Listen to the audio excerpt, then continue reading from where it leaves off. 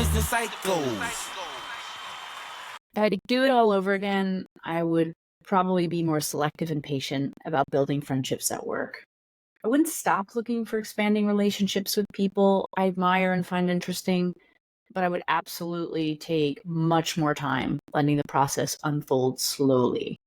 It takes a while to truly know someone, especially when you're meeting them in a professional context where you don't expect people to be vulnerable and authentic. Okay, 3 lessons for me. 1, be friendly, don't expect friendship. There are numerous benefits to being friendly with the people you work with. And 4, do ask them about their weekend and share funny pet stories with one another.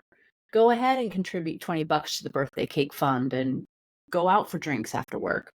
But regardless of what is disclosed to you, maintain your work persona and protect your most vulnerable parts of yourself from your work world. Remember, you are likely to see other people's work personas too, and it's likely that many of these relationships will not endure over time. So be careful about what you choose to give away. Check out episode 8, where we talk about not being completely authentic at work. Okay, number 2, trust and verify. If you're like me, you're a good friend and you probably expect that others will be too. Work situations where you're spending long hours in highly charged environments can accelerate feelings in their intensity. This might skew your perception and judgments about coworkers. Look, it can feel exciting to have a new friend, but proceed with caution. Depending on the kind of political culture you're working in, I'd suggest holding off sharing anything too personal in nature with those you work with, including your boss. Think about friendship on a scale of 1 to 10, with 1 being the barista whose name you know at the local coffee shop and 10 being your soulmate. Think about how each level of friendship might be different. What expectations do you have of others as you let them into your life? What role does vulnerability play? The process of becoming real friends cannot be rushed. Its process includes the unfolding of our truer nature to one another. And finally, 3, evaluate your political environment. I know I keep going back to this, but we talk a lot about culture here. There are some great small-sized companies and even good teams in larger organizations, but people act differently in highly political, dog-eat-dog cultures.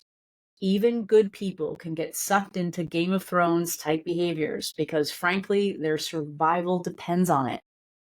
I am of the belief that bad cultures are bad for business, but many people thrive working there and choose to do so for their entire career. Whether you're trying to befriend a cutthroat executive assassin or have grown close to a peer who seems to be suffering alongside you from the stress of your shared toxic workplace, in either case, proceed with caution. It's depressing to say, but in these environments, nearly every person you meet will do what they need to do to survive, and they should. My advice is to leave nothing to chance and keep your distance. Maybe in some years after you leave, you will become reconnected with a former colleague and can begin the slow process of getting to know one another. But as long as you're both in it, don't risk it. Many organizations encourage relationships. So friendships can be hardwired in cultural norms, especially in startups with, founder friends, work lunches, dinners, and offsites. That can replicate friendship type behaviors.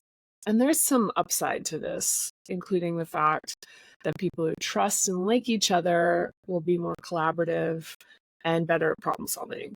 But teams and teamwork isn't exactly the same as friendships, even if it feels similar. Like, many organizations encourage employees to socialize with each other, even sponsoring events to make it happen.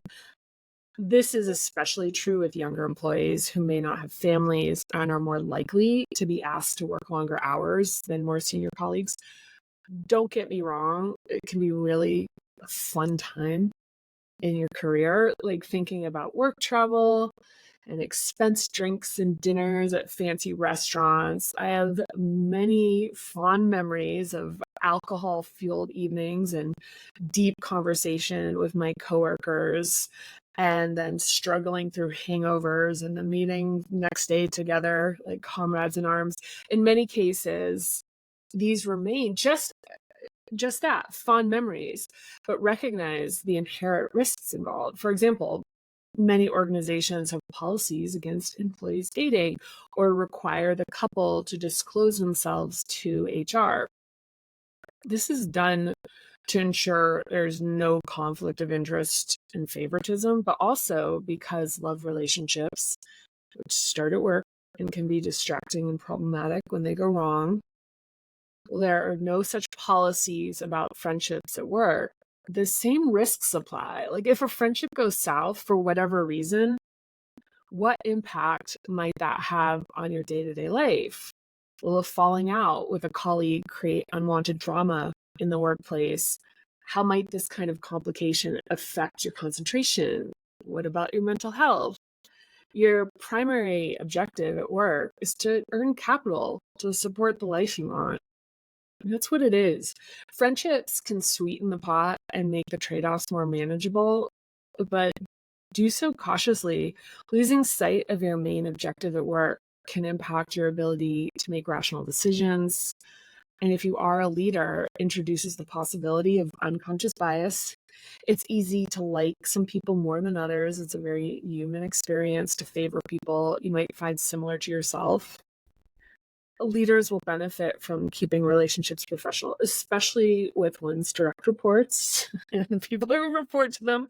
Sharing information that is too personal in nature can not only open a leader up to employee-related issues, but it could undermine your credibility, as it often does. Work is an important part of our lives. We're spending 30 to 50% of our waking time devoted to it. It could be odd if we didn't make friends with our colleagues, but interpersonal relationships are complicated, as is the complexity of work cultures. So when the stars align and it all syncs up, it's possible to meet some of the best friends you'll ever have at work.